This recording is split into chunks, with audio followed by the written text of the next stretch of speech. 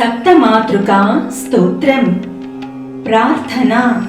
ब्रह्माणी कमलेन्दु सौम्यवदना, माहेश्वरी लीलया, कौमारी रिपुदर्पनाशनकरी, चक्रायुधा वैष्णवी, वाराही घनघोर घर्घरमुखी, चैन्द्री च वज्रायुधा, चामुण्डा गणनाथ रुद्रसहिता, रक्षन्तु नो मातरः।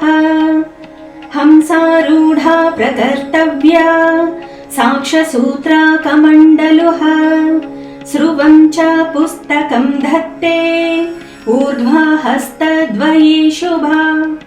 ब्राह्म्यै नमः। माहेश्वरी प्रकर्तव्या, वृषभासना संस्थिता, कपालशूलखट्वाङ्गा, वरदा च चतुर्भुजा। माहेश्वर्यै नमः। कुमाररूपा कौमारी, मयूरवरवाहना, रक्तवस्त्रधरा तद्वा, शूलशक्ति गदाधरा। कौमार्यै नमः।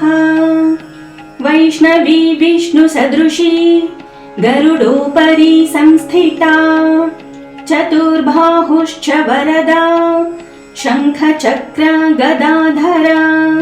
वैष्णव्यै नमः।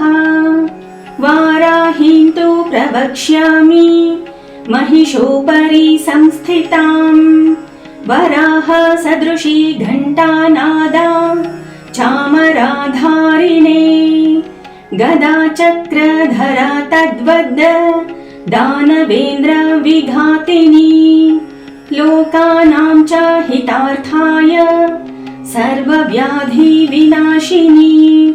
वाराह्यै नमः।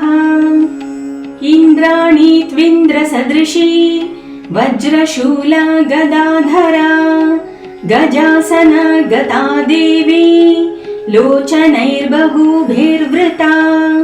इन्द्राण्यै नमः।